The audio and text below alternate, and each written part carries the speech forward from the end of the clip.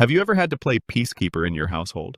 There's something uniquely humiliating about being told, without a trace of irony, that your presence would bring the vibe down. It wasn't even said out loud, which would have at least required a shred of courage or human decency. No, it came in the form of a text message, casually sent on a Friday afternoon, 20 minutes after I asked if I should bring anything to Kelly's little, casual pre-wedding hangout. That's how she phrased it, as if she was tossing the word casual in to soften the exclusivity. The message popped up just as I was walking back to my apartment with a paper grocery bag full of wine and frozen pot stickers, imagining how awkward the evening might be. Me sitting there pretending I don't notice Kelly and Tyler smiling only with their teeth, while everyone else tiptoes around my divorce like it's a contagious skin condition. I had just reached for my keys when my phone buzzed, and there it was. No offense, but you'd just bring the vibe down. We still love you. Next time. Maybe? Followed by a heart emoji. That damn heart felt more like a slap than a hug. I didn't respond. I stood there in front of my apartment door, bag tearing slightly from the condensation on the wine bottle, and tried not to let my face crumple in public. Not because I didn't feel anything, but because I was just so tired of being the person who reacts, who cries, who makes it uncomfortable for everyone else. They had made me the family's emotional wet blanket, and God forbid someone remind them that life isn't always Instagram perfect. They didn't want real. They wanted curated. And apparently, I didn't match the feed. Inside, I kicked off my shoes, threw the pot stickers in the freezer, and opened the wine, drinking straight from the bottle because why the hell not? I curled up on the couch in sweats, turned on something mindless on Netflix, something about cake decorating disasters, and forced myself to laugh at melting fondant and collapsing tears while my brain buzzed with shame. The kind of shame that isn't even rooted in logic, but seeps in anyway, reminding you that you've somehow become a cautionary tale to your own bloodline. The worst part is, this wasn't new. Not really. Ever since my marriage ended quietly, with no drama, just two people admitting they were lonelier together than apart, I'd been treated like a ghost with a pulse. At Thanksgiving, Kelly made a joke about the Rachel-shaped hole in the couple's table arrangement, and everyone chuckled while I pretended to check something on my phone. At Christmas, Aunt Sandra offered me a gym membership to lift your mood and your, with a wink. At Easter, Tyler asked if I was dating anyone yet or still enjoying the quiet, like solitude was a phase or a lifestyle trend. I played along. I smiled. I took it. Until I didn't. I don't even remember what I had been watching when the CNBC special started. It autoplayed after I left the TV running while I microwaved leftovers. I had one hand on a soggy spring roll when I heard the anchor say something that made me turn my head. A story about a data breach, corporate whistleblowing, insider leaks, and a quietly unfolding investigation involving a major tech firm. The kind of firm that had been hiring people like Tyler for years, slick, clean-cut, camera-ready. The screen flashed a few images of internal memos, heavily redacted documents, and then, very briefly, a Zoom screenshot. There I was. My face. Just a glimpse, low-res, and slightly unflattering, the way Zoom always is, but unmistakably me. At first, I thought it was a mistake. I blinked, rewound, paused, stared. My breath caught in my chest, not out of fear, but something more electric. I hadn't expected them to use my image. They said they might, but probably not. Ava, my old friend from college, the journalist behind the investigation, had promised they'd keep me mostly in the background, redacted, protected. But the shot must have slipped through in the montage. There I was. National television. In between phrases like whistleblower, corporate misconduct, and data tampering. I didn't even have time to process it before my phone started vibrating violently. Texts. Dozens. The group chat, the family one called Dunley Crew, had gone completely silent. Not a single GIF. Not a single OMG. Not even a sarcastic remark from Uncle Pete, who normally couldn't resist commenting on anything that moved. Total radio silence. Except for one line. One message. From my dad. It just said, "Call me." And suddenly, the wine didn't taste as bitter. Suddenly, I wasn't the one bringing the vibe down. I was the vibe. Have you ever been made to feel like a background character in your own family story until, one day, you pull the curtain and everyone sees you were the main plot all along? Would you have called your dad back? Would you have told him everything? Or let the silence build just a little longer? Because that's the thing about silence. It's the only sound that really makes people listen. It's strange how people think silence means you've given up when, in reality, it often means you're finally ready to play a longer game, one with rules they've never even imagined. They looked at me and saw someone fading out, someone licking wounds in the dark, someone they didn't need to worry about anymore because I had, in their eyes, settled into a life of quiet surrender. But what they didn't understand, what they never bothered to ask, was that I wasn't unraveling, I was reconfiguring. And the first thread that pulled everything into motion had come not from grief or bitterness, but from a phone call one evening in March, from Ava Jennings, my friend from college who always had one foot in chaos and the other in clarity. The kind of woman who saw patterns in smoke and made a career out of chasing what others pretended wasn't there. I hadn't heard Ava's voice in nearly 3 years. We had messaged occasionally, the way old friends do when they're still connected by some unspoken understanding that time doesn't erase. She was the kind of person who could disappear for months, even years, and still pick up a conversation like it had paused mid-sentence. That night, I answered on the second ring, mostly out of curiosity. I was standing at my kitchen counter, staring at the blank screen of my laptop and wondering if it was worth applying for another job I didn't want. "Rachel," she said, and her voice hadn't changed. Still sharp, still sure. "I need you to hear something, and you can hang up after if you want, but just let me say it first." There was a tone in her voice that made me put the laptop lid down and lean against the fridge like I was bracing for impact. She started talking fast, focused, and I listened not because I understood everything she said, but because I recognized the intensity. She was chasing a story. A big one. A corporate cover-up involving a private data analytics firm that had been harvesting user information under the guise of security optimization. The details were technical, laced with acronyms and systems I hadn't touched since my time as a project manager, but buried underneath all the jargon was something that made my stomach tighten: a name. Tyler Foster. It took me a moment to place it. Tyler. Kelly's Tyler.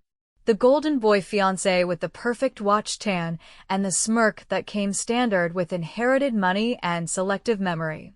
I hadn't known where he worked, only that he had a title so vague it sounded made up, and that he always answered questions about his job with the kind of breezy dismissiveness that rich men reserve for anything requiring accountability. Ava didn't know about the family connection when she called. She was only reaching out because, months ago, I had mentioned in a Facebook comment that I used to consult on workflow systems for a firm that had recently been acquired by one of the companies she was investigating. She figured I might still have access to archived project notes or emails. Nothing incriminating, just technical chatter, but anything that could help establish a pattern. She was hoping for breadcrumbs. What she got instead was the whole damn trail. I hadn't scrubbed my drive. When I got laid off during the company's restructuring, I downloaded my files in a panic, more out of habit than intention. Most of it was mundane, meeting notes, deadlines, performance reviews. But buried in those folders were internal communications referencing Project Cora, which had, at the time, seemed like a boring security integration initiative that no one really explained. I never questioned it. I was just there to hit deadlines. But Ava recognized the name immediately. That was the project under investigation. The one tied to consumer data mismanagement and targeted manipulation. And Tyler Foster, my cousin's perfect partner, was listed as one of the lead liaisons between development and marketing during the integration. I remember sitting in silence after she said his name, letting it settle like smoke in my lungs. I could have walked away. I could have said, "Sorry, I can't help," and hung up. But I didn't. Because something in me, something dormant and exhausted, suddenly felt very awake. Not vindictive. Not yet. But aware. Of the imbalance. Of how many times I had bit my tongue, swallowed discomfort, smiled when I wanted to scream. And how many times men like Tyler had walked away with the benefit of everyone's doubt. So I told Ava to give me the weekend. I spent 48 hours combing through old documents, building a private drive, and cataloging everything that might be useful. It wasn't just about Tyler anymore. It was about reclaiming something I'd let go of when my life fell apart. A sense of agency. A sense that I could still affect the narrative, not just suffer it. The irony was rich. While my family made quiet jokes about how I had nothing going on, I was working behind the scenes to help dismantle a company whose practices could cost millions in lawsuits and damage. While they raised champagne flutes to curated futures, I was unearthing the foundation beneath their illusions. I didn't tell anyone. Not even my father. Not because I didn't trust him, but because silence had become my sharpest weapon. Every polite smile, every "I'm doing okay," was a sheath over the blade. By the time Ava submitted the story to her editors, I had already detached emotionally from the fallout. I didn't think they'd use my name. I assumed they'd keep me anonymous, a faceless source with a background in systems analysis. But I had sent her one Zoom clip, just one, from a recorded internal call. It was from the old days, a team update where I had walked through a bug in the software and mentioned the odd data behaviors we'd flagged. It was routine. Dry. But someone on the editing team must have decided it added authenticity. So when I saw myself on CNBC, it wasn't entirely a surprise. Just sooner than expected. And when I looked at my phone and saw the group chat, once a stream of constant banter and reaction gifs had turned to stone, I felt something shift in me. Not joy. Not revenge. Something quieter. Something colder. The silence wasn't emptiness anymore. It was power. I wasn't invited to the party, no. But I had managed to rewrite the music they were dancing to, and they didn't even know the song was about to end. The next day, I got another message. This time from Kelly. Not a call. Just a text. 4 words. "What did you do?" I didn't reply. Some questions don't deserve answers. Not right away. There's a very particular kind of silence that falls when people suddenly realize the person they've been underestimating has quietly, methodically, and without ever raising her voice, shifted the entire dynamic of the room without lifting so much as a finger, and that's exactly what I felt the moment I saw my face, blurry and off-centered, flashed across the screen in that CNBC segment like some ghost rising out of their carefully controlled narrative, not angry, not desperate, but simply present, undeniable, and very much not the version of me they had chosen to discard. It wasn't even that the image was prominent. It wasn't.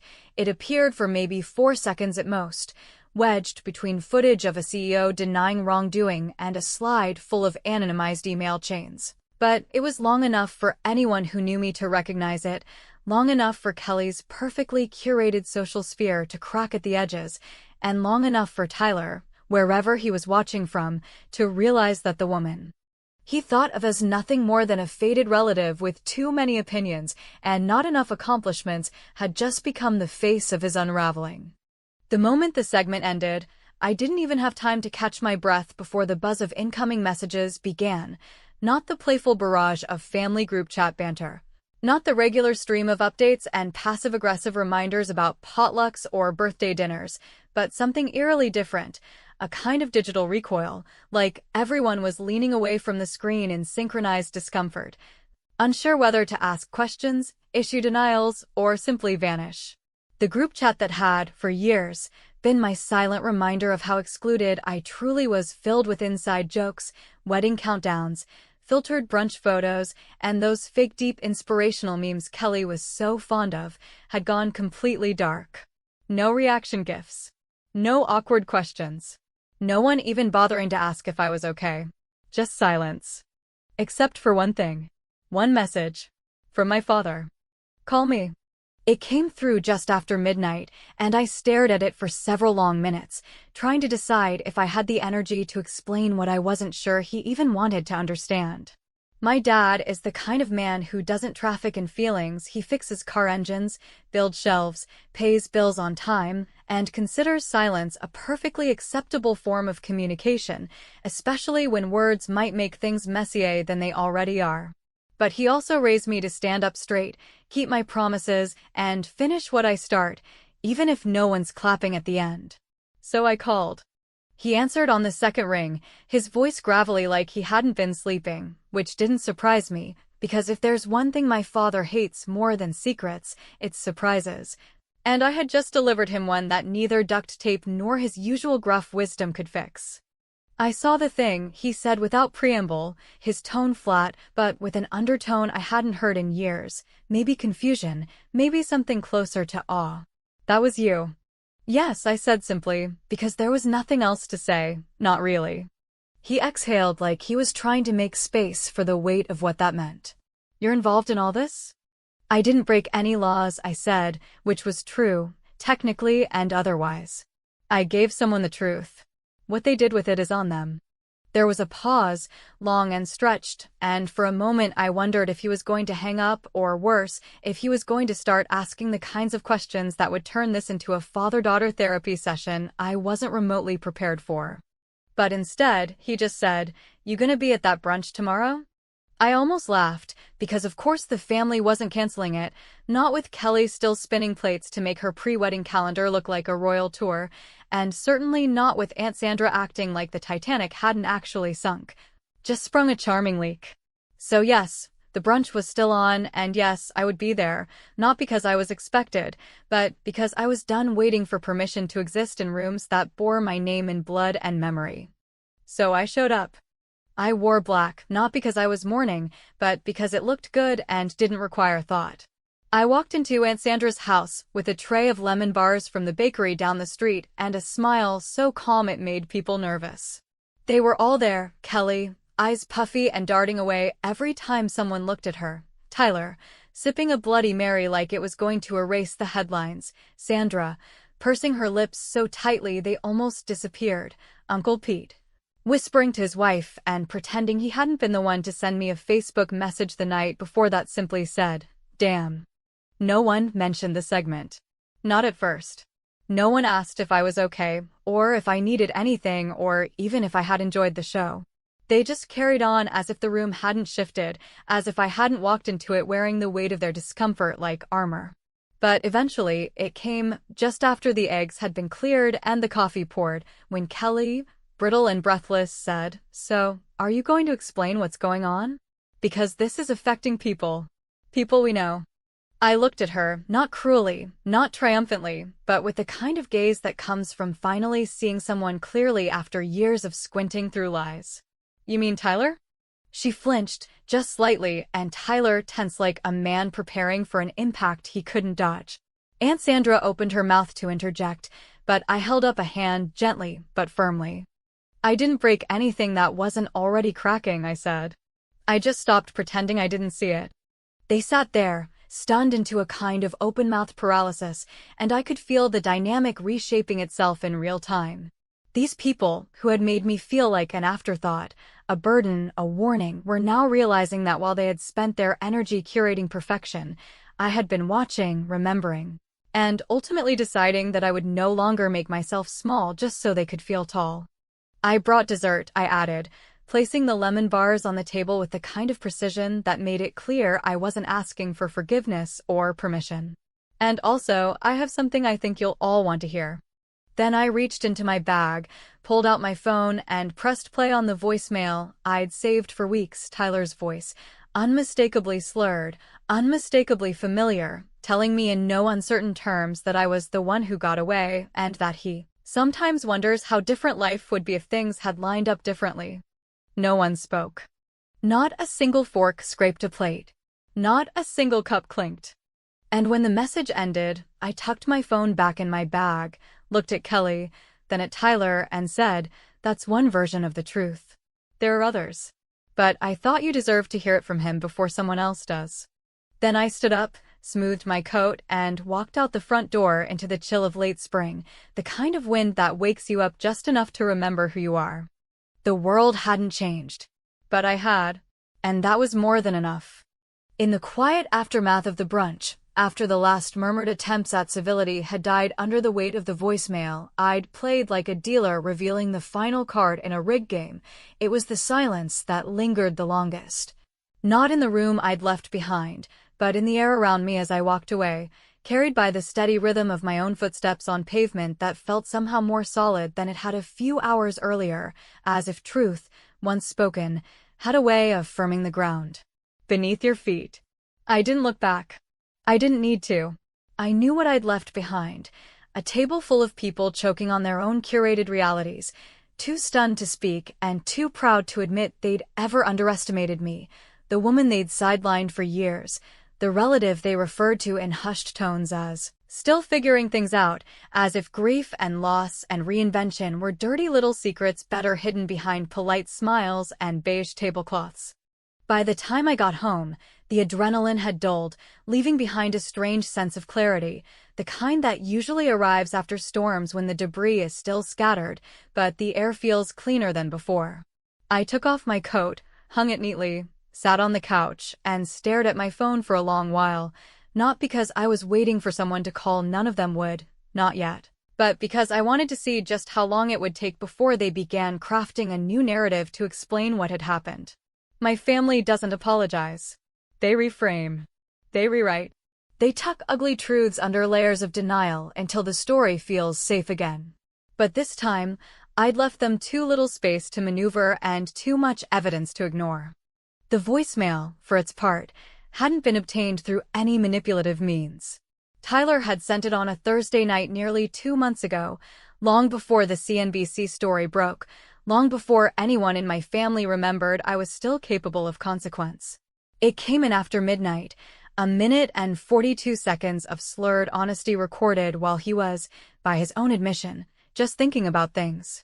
He had called twice that night, the first time leaving no message and the second time, when the wine or guilt or whatever demon he was dancing with got the better of him, he poured his heart, or at least a version of it, into my voicemail inbox with the kind of reckless abandon only men like Tyler can afford, believing that their sins will be forgiven, or at the very least ignored. His voice on that recording had the unmistakable cadence of someone who thought he was being profound, someone who'd been told too many times that his charm could outrun consequence. He told me he still remembered that time we almost kissed at the lake house when we were 22, that he sometimes wondered what would have happened if we hadn't stopped ourselves. He said Kelly didn't understand him the way I did, that he envied the freedom I seemed to have, and that sometimes, late at night, he found himself checking my social media just to see what I was up to, even though I rarely posted anything. There was nothing violent in his words, nothing overtly scandalous. Just enough to make a woman question everything she thought she knew about the man sitting beside her, planning a future he clearly hadn't committed to. When I first heard the message, I had been shocked, of course, but not surprised. Tyler had always been one of those men who knew exactly how close he could lean before the line between casual and predatory became undeniable. And I had always been one of those women who saw it, felt it, but never said a word, partly because speaking up meant becoming the problem, and partly because silence was safer. But something in me had shifted since the layoffs, since the divorce, since I started rediscovering my own damn voice. So instead of deleting it, I saved it. Not as a weapon. At least not initially. Just as a reminder that sometimes the most dangerous lies are the ones people tell when they think no one is listening. At the time, I didn't know what I would do with the recording. I didn't know that Ava would come knocking with her story, or that I'd become entangled in something far bigger than my personal grief. But I knew deep down that Tyler's house of cards would one day need only the gentlest breeze to collapse, and I had just the gust it would take. Of course, playing that voicemail at brunch had been a choice, a bold, deliberate, merciless choice, and not one I made lightly. I could have confronted Kelly privately, could have sent it anonymously, or simply deleted it altogether and walked away with the moral high ground. But something about their smugness, their passive pity, their relentless clinging to the fiction that I was the one who had failed, made it impossible for me to let them walk away untouched. They had made me feel small for so long, chipped away at my confidence with every whispered joke and sideways glance, and now, finally, I had something to say, and they had no choice but to listen. After the brunch, as I poured myself a cup of tea and sat by the window watching the clouds shift across the sky, I wondered if any of them had truly heard what Tyler had said, not just the words, but the implications.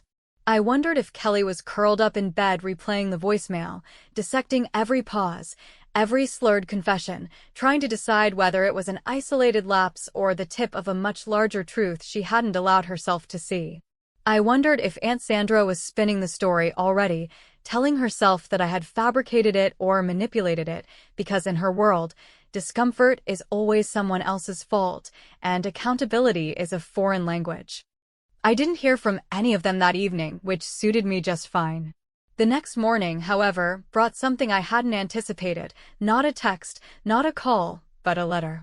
A manila envelope slid under my door sometime in the early hours, bearing the return address of a law firm I recognized instantly. Tyler's.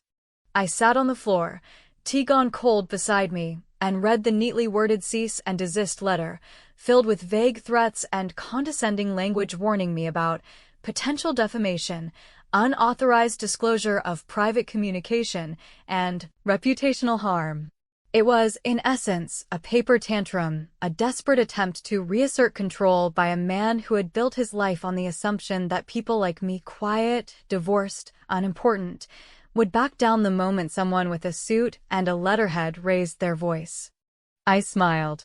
Not because I felt victorious, but because I finally understood what all of this was really about.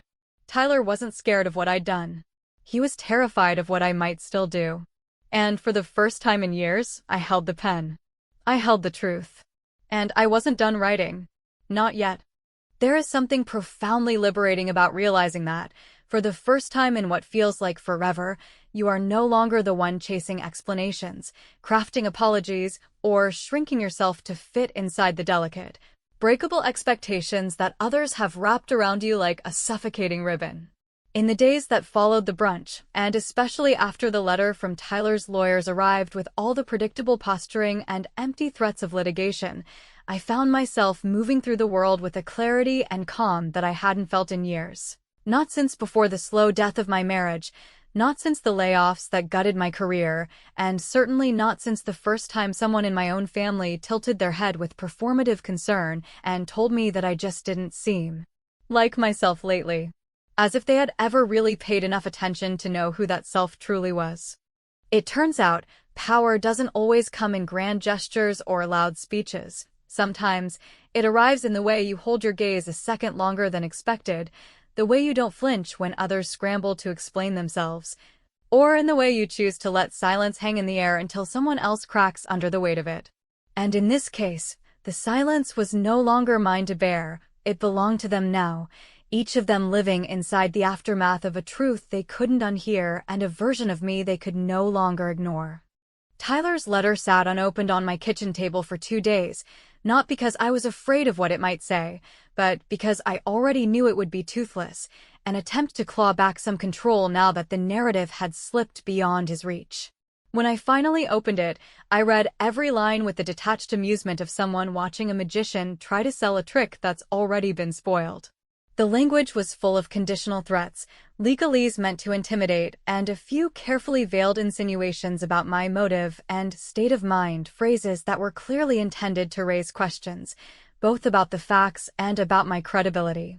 But what Tyler and his legal team hadn't accounted for was that I had already gone public, already been vetted, already made myself unassailable through transparency and documentation. I hadn't leaked that voicemail. I had played it in front of witnesses inside a private home. If anything, it was his own arrogance that had turned it into a weapon, not me.